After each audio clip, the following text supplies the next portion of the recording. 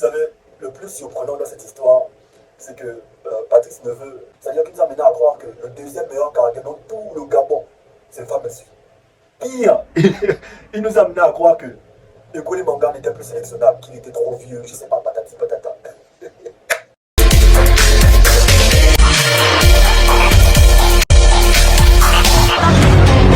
Bolo Agoraman, bienvenue pour ce tout nouveau débrief.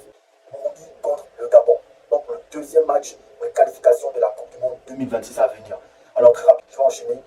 La formation de départ, d'un côté on avait, côté gabonais, on avait une formation 4-3-3. Et du côté du Burundi, c'est une formation 4-2-3-1 avec un bloc plutôt regroupé pour récupérer les ballons au niveau du milieu de terrain. Parce qu'on sait, le sélectionneur, Mouyuma l'a bien dit en conférence de presse, la force de cette équipe, la force de cette équipe burundaise aujourd'hui, l'avantage qu'ils peuvent avoir face à ce Gabon, c'est les récupérations au milieu de terrain. Et ça, il fallait vraiment qu'on fasse le nécessaire pour pas que ça arrive. Il fallait vraiment qu'on puisse mettre à mal ces joueurs en milieu de terrain. C'est là le combat qui devait se jouer. C'est une belle équipe burundaise aujourd'hui qui s'est présentée face à sa sélection du Gabon avec de belles actions collectives pour pouvoir mettre à mal cette défense gabonaise. Franchement, on peut remercier la floriclasse de celui qu'on appelle Ekoli Manga, qui a d'ailleurs, je suis même le premier étonné, a été très bien aidé par le jeu Obissa. Ekoli Manga montait, il était celui qui était toujours venu faire le ramassage, qui récupérait tous les ballons, qui coupait tout et il ne s'amusait pas. Franchement, c'était vraiment bien, c'était vraiment beau de voir ça. Oui, effectivement, le Gabon a eu du mal à rentrer dans ce match quand on voit encore la prestation lamentable que nous a procuré aujourd'hui Johan Obiang. Johan Obiang qui, depuis 2 matchs, il est en deçà du niveau attendu.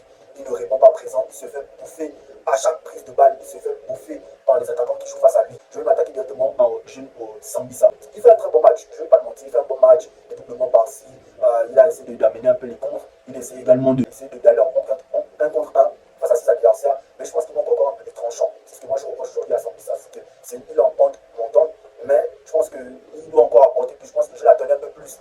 J'aimerais qu'il soit aujourd'hui pas celui qui fait la passe clé, j'aimerais qu'il soit celui-là qui fasse la passe ici, parce que si on se remémore, si on revoit le but, le premier but qui amène la passe, qui donne la passe à Oyono, qui Oyono trouve parfaitement à Levina. Donc aujourd'hui, Sambisa est capable aujourd'hui de se retrouver dernier passeur. Il est capable, juste qu'il doit encore un peu travailler dans ses performances.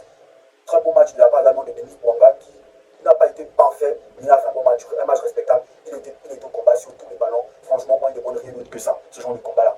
En revanche, bon match pour Bouanga, mauvais match pour Kanga Delors. On ne va pas dire mauvais match parce que Kanga Delors aujourd'hui, il a apporté énormément de terrain. Si aujourd'hui il doit jouer libéré, c'est grâce aussi à la patte de Kanga Delors et bien sûr des Téké qui ont énormément participé à la récupération. À chaque fois que le film se projetait, j'avais soit un Téké, j'avais soit un Kanga Delors qui était toujours là. Ce qui fait que durant tout le match, on n'a pas pu voir le maestro Kanga Delors, mais qui a fait un match, voilà. Quand il ne fait pas un match de grande classe, on sait que c'est Kanga Delors, on sait que voilà, il nous donne tout pour le match, il donne tout pour le pays. Évidemment, je ne peux pas parler du milieu de terrain si je ne parle pas de Mofilo. C'est lui qui m'a totalement impressionné dans ce match. Face au Kenya, il m'avait déjà impressionné par sa pertinence, mais dans ce match encore, il était vraiment bluffant. Il m'a impressionné et je pense que je n'étais pas le seul. Franchement, très très bon match. D'ailleurs, je pense pour moi, c'est l'homme du match en première mi-temps.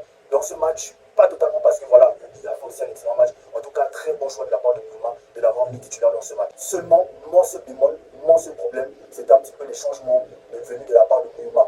Pareillement, quand j'étais d'accord avec lui lors du match face au Kenya, ces changements étaient pertinents. Aujourd'hui, je vais dire que ces changements n'ont pas tous été pertinents. Je parle notamment ici de faire entrer Mouketo au milieu de terrain. Oui, on a déjà Patrice Neveu essayer Mouketo en milieu de terrain 6. Mais aujourd'hui, dès les 60 minutes, toute l'équipe était cramée, particulièrement la défense. À ce moment-là, tu ne fais pas rentrer Mouketo en milieu de terrain. Non, tu as Rissonga qui est là, faire rentrer Rissonga. Même Mouketo latéral gauche pour pouvoir aider. Parce que Oyohan Obiang, de toute façon, il a un pété dans tout le match, comme d'habitude. Il a pété dans son match. Le fait que la condition physique du joueur, elle n'est vraiment pas bonne. Elle n'est vraiment pas bonne. C'est pas normal que 50 minutes, les gars sont complètement cramés. Ils n'arrivent plus à courir. Je me demande même comment on n'a pas pu perdre ce match parce que les Burundais, ils sont forcés. S'il n'y avait pas le jeune Ngoubi dans les goals, franchement, on encaissait plus. D'ailleurs, je tiens particulièrement à féliciter davantage ce gardien parce qu'il nous impressionne énormément. Voilà les amis, c'était tout pour moi. C'était plus un match d'espoir parce que voilà, il fallait qu'on joue le sort. On était sur des matchs nuls face au Burundi. On avait très peu gagné des matchs face à cette équipe. Donc aujourd'hui, cette victoire, elle est significative non seulement pour l'histoire, elle est significative pour les points qu'on va prendre aujourd'hui face à cette équipe. Et aussi la première place qu'on va ravir en attendant bien sur le match de la Côte d'Ivoire. Voilà les amis, sur ce Gabon premier de groupe actuellement. Pour le prochain match, je pense qu'on doit jouer contre la